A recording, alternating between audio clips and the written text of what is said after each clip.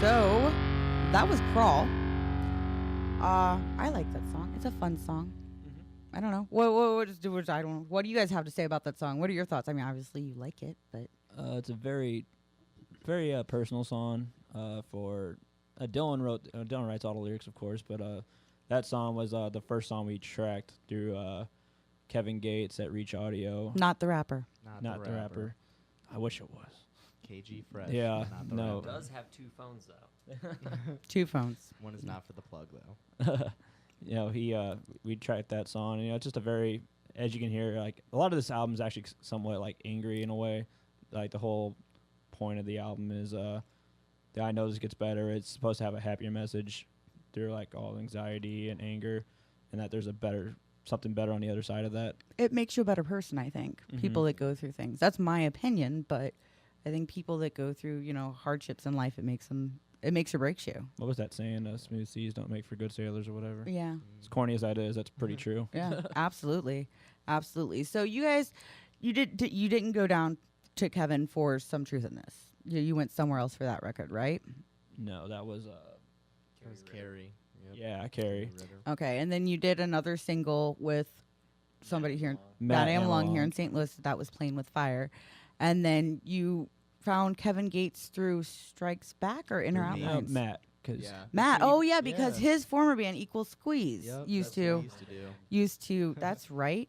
Okay, and I mean now all the poppier bands here in St. Louis that have anything worth anything pretty much go to him. Yeah. He's very good. We make sure to name He's- drop him as much. I met him once. He was really intimidating. yeah, he's a He's a lot large taller. man too. I'm a little person, but he's a large man. No, on the real, the first time I've said this in like 3 different interviews, but when I first met him, like I've seen pictures of him, I thought he's probably a short, stocky guy. No, like a he's, Grady he's, kind he's of a giant.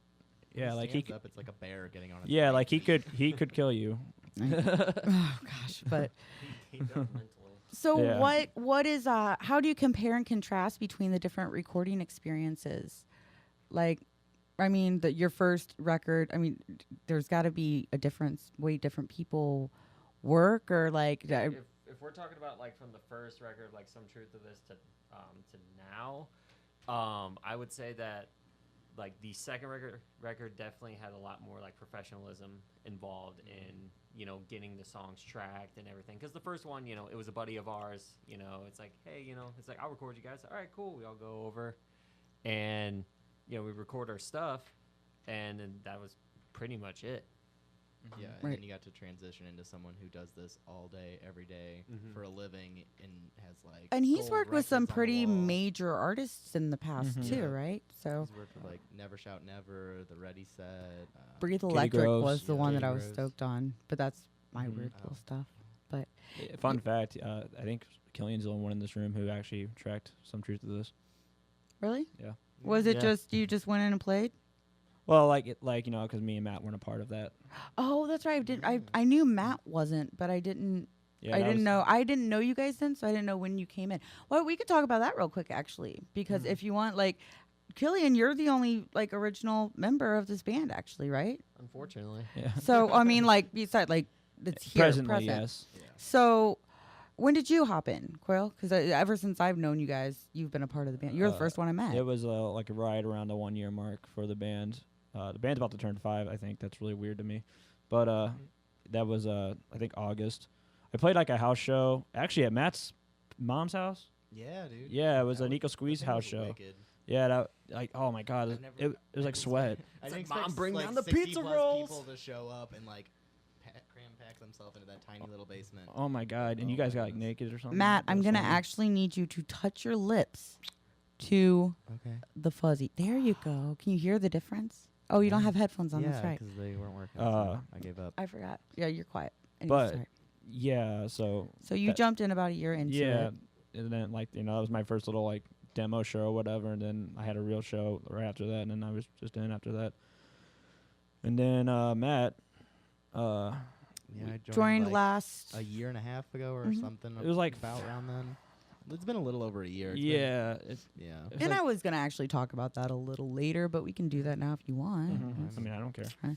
It's well, last time you guys were in here, Travis was in with you, Mhm. and now Travis is not here with you, and Forever in that's our really hearts. all it is. There's not Yeah. much to it. Yeah. Besides for that, I think everybody's in a good place, doing what they're doing now, Travis and is everything works out for the best. he was I mean, like, it was creative differences and stuff like that, but we parted ways with him, and then after a while we definitely like reconnected with him. He's doing really cool things. Like when he was before he was we parted ways with him, he was like doing some apprenticeship. He's still technically doing it, but he was like doing some like little tattoo pieces and everything. Now he's doing like He's almost done with his apprenticeship, and he's actually an apprentice at the same shop that you guys all go to, Top Shelf Tattoos, which I hope they're listening. Hi, Shout Dale. out to them. Hi, Dale and Don't Harley, like you, Harley and everybody. I don't like Harley. I do. Well, Harley's the guy that pierces me too. I don't even think Harley likes Harley.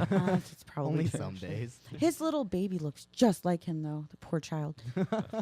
But so I mean, it's just what about the we talked about the writing difference. Like, it's a more mature and cohesive sound. What's your favorite song off each record? Each of you down the line. Off Some Truth to the, and it can either be to play or to listen to. I would say my favorite song on Some Truth to This was Like a Family. That's one of the most beautiful songs this band's ever written. It's a gorgeous song. It's also my mom's favorite song. If that counts for something. Right. And then I think on the new one, I'd have to say it's really hard between Crawl or Get a Grip. Like, Get a Grip is easily the most fun song to play, for sure. You're welcome. Yeah. And I play it better than he does. But no, Crawl is like, that was also, because even with like Fire and everything, that was the first song that we wrote with me in the band. But it was like, this is like truly like the first that was the first song I feel like we truly wrote together, was Crawl. So it's a bond kind of thing. That's awesome. What about you, Killian? Well, off the original EP, I would say my favorite is Silhouettes. I just like the energy and like the flow of the entire song. I mean, I just always liked playing that the most whenever we would play that EP live. But as far as the second one goes, I would say Low and Outside, just because I just love the flow of it. I love the different chording patterns. We really kind of changed up the structure of the song. We had a lot more, bigger hits and more. I don't even know how to explain it. I mean, I noticed, and I can remember the first time I Massive. saw you guys play Crawl and Disquiet and all those songs. It was at the Firebird, probably about this time last year. Disquiet was actually written when Travis was in the band. Right. That's how old the song's been around. It's favorite. had so many changes since I then. love but that song so much. But no, it's the first time I remember seeing them, it was at the Firebird. I can't remember who you played with. Was it Forever Came Calling? I think it was that show. Probably, yeah. And I the crowd noticed instantly. Like, I mean, it was people that just got into it. The energy in the room changed. It was really cool to watch that as an outsider. it's hard to notice that when you're playing. You're playing, yeah, you're in it. But I mean, that's what I look at. That's cool. And it did. It's like people just, even if they weren't, most were paying attention. There weren't a lot of people there that night. But I came with a friend that had never seen you, and he got sucked in when he heard Crawl. That was like, he was like, this is awesome. So I guess we'll break again. It's about time. And we're going to play a song by one of the bands that's going to be on your CD release. When we come back, we will talk about that CD release show and those bands. So do you want to tell me what song and artist this is? You want to intro the song, Coyle? Oh, this is like one of my new favorite local bands. It's Isabella. And I think it's Yingling. Yingling. Yingling. Yingling. The beer, song right? is called Yingling. It's a delicious beer. So, yes, we'll be right back.